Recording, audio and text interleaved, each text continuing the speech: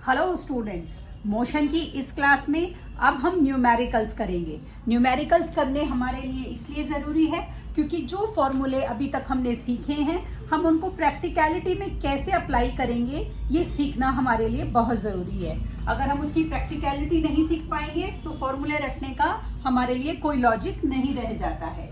तो सबसे पहले मैं कुछ एग्जाम्पल्स ले रही हूँ। हम बेसिक से शुरू करेंगे।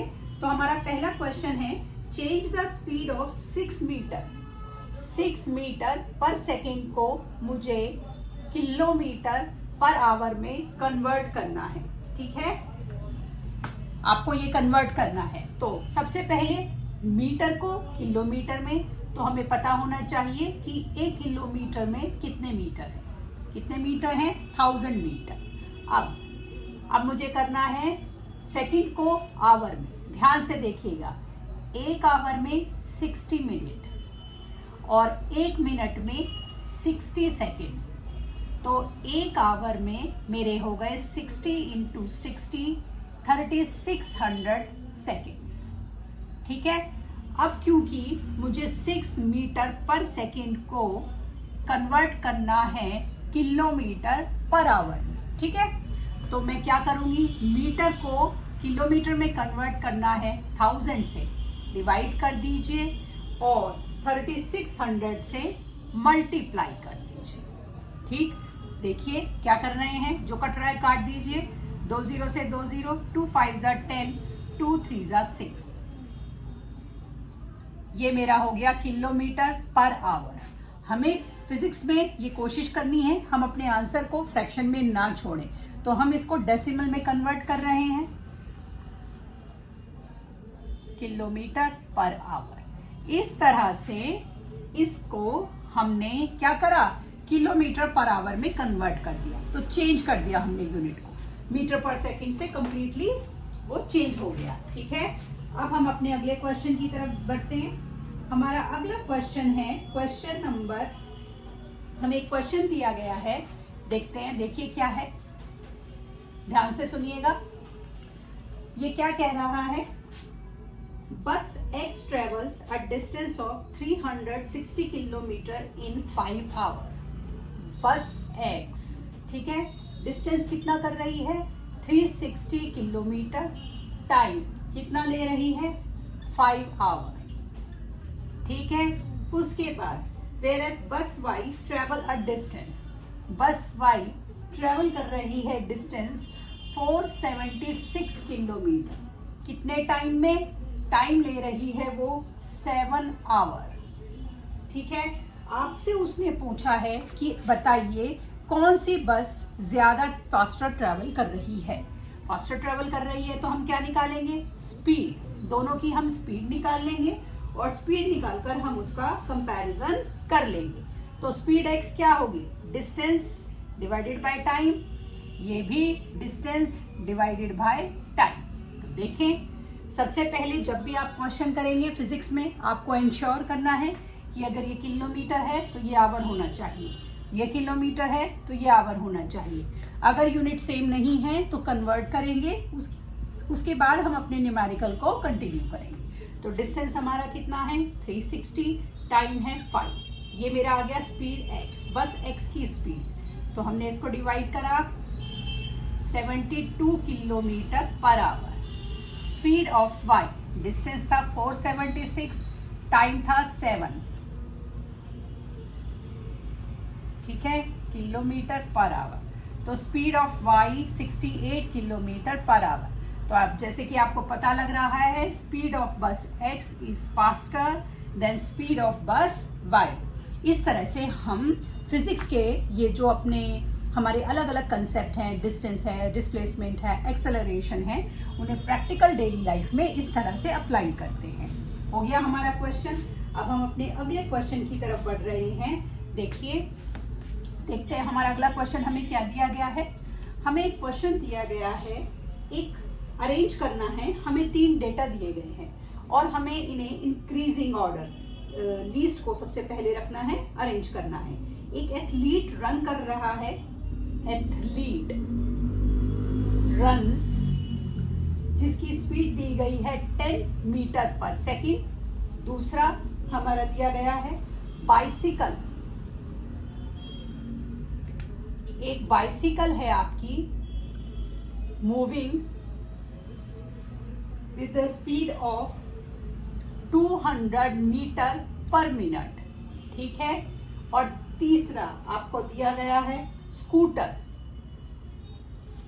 Moving with the speed of 30 kilometre per hour, ठीक है। हमें ये डेटा दिया गया है और इस डेटा को मुझे इंक्रीजिंग ऑर्डर में अरेंज करना है। तो आपको क्वेश्चन को पढ़कर उसको करने की जल्दबाजी नहीं करनी है कि ये सबसे छोटा है, फिर ये बड़ा है, फिर ये बड़ा है, तो हमने इसको इंक्रीजिंग ऑर्डर डिक्रीजिंग ऑर्डर में लिख दिया। नहीं, हमारी किसी भी क्वेश्चन की इनमें जितने भी हमें ये उन्होंने ऑल्टरनेटिव्स दिए हैं इनकी यूनिट सेम नहीं है, तो आपको यूनिट सेम करनी है। या तो सारे डेटा को, जितने भी ये 3 डेटा दिए गए हैं, आप मीटर पर सेकंड में कन्वर्ट कीजिए या किलोमीटर पर आवर में, ये आपकी चॉइस है जिसमें भी आपको कन्वर्ट करना है। क्योंकि पहला डेटा मीटर पर सेकंड है, मैं उसको ऐसे ही छोड़ रही हूँ, कुछ कन्वर्ट नहीं कर रही। दूसरे डेटा मीटर पर मिनट है, मैं इसको मीटर पर सेकंड में कन्वर्ट कर रही हूँ। 1 घंटे में 60 मिनट होते हैं और 1 मिनट में 60 सेकंड होते हैं, तो मैं इसको 60 से अगर डिवाइड कर दूंगी तो ये मेरा मीटर पर सेकंड हो जाएगा, ठीक है।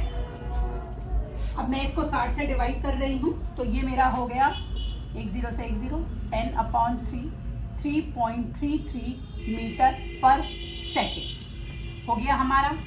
अब हमारा है 30 किलोमीटर पर आवर, इसको मुझे कन्वर्ट करना है 1 किलोमीटर में 1000 मीटर, ठीक है। और 1 घंटे में 3600 सेकेंड्स, ठीक है। मीटर पर सेकंड में मेरा कन्वर्ट हो जाएगा। 2 0 से 2 0 काट दीजिए और मेरा ये 3 10 जा 30 3 12 2 6 जा 12 2 5 जा 10 2 3 जा 6 2 5 जा 25/3। हमें फ्रैक्शन में नहीं छोड़ना है, हम इसको डेसिमल में निकालेंगे। हमने इसको डिवाइड करा तो ये आ गया 33 मीटर पर सेकंड। तो देखिए, क्योंकि डेटा को मुझे इंक्रीजिंग में लिखना था, सबसे पहले सबसे छोटा क्या है 3.33 मीटर पर सेकंड।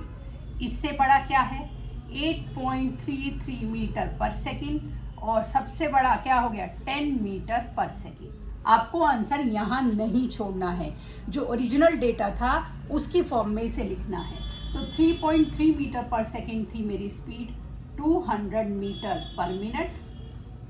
8.33 थी मेरी 30 किलोमीटर पर आवर और ये थी मेरी 10 मीटर पर सेकंड। इस तरीके से हमने अपने इस डेटा को अरेंज कर दिया है। तो ये जो है हमारा डेटा अरेंज हो गया और हमारा एक क्वेश्चन हो गया। तो आपको कोई भी जल्दबाजी नहीं करनी है, सारी यूनिट सेम करनी है और फिर अपना जवाब देना है, ठीक है। अब हम अगले क्वेश्चन की तरफ चलते हैं, देखते हैं हमारा अगला क्वेश्चन क्या है।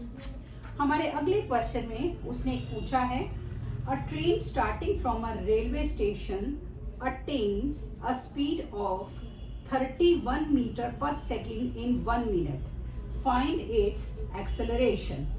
एक ट्रेन जो है आपकी चली है जिसने की स्पीड लिया है 21 मीटर पर सेकंड। देखिए स्पीड दिया है मेरा 21 मीटर पर सेकंड, ठीक है।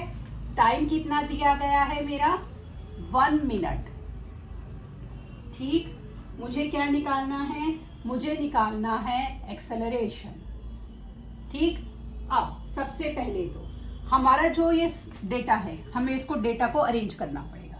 पहली बात तो ये मीटर पर सेकंड है और ये मिनट है, तो काम नहीं हो सकता, कन्वर्जन करना पड़ेगा। 1 मिनट में कितने सेकंड 60 सेकंड। पहला तो आपने ये कर लिया, हमने ये काम कर लिया। अब एक्सेलरेशन का फॉर्मूला क्या होता है v minus you upon T, ये हमारा एक्सेलरेशन का फॉर्मूला है।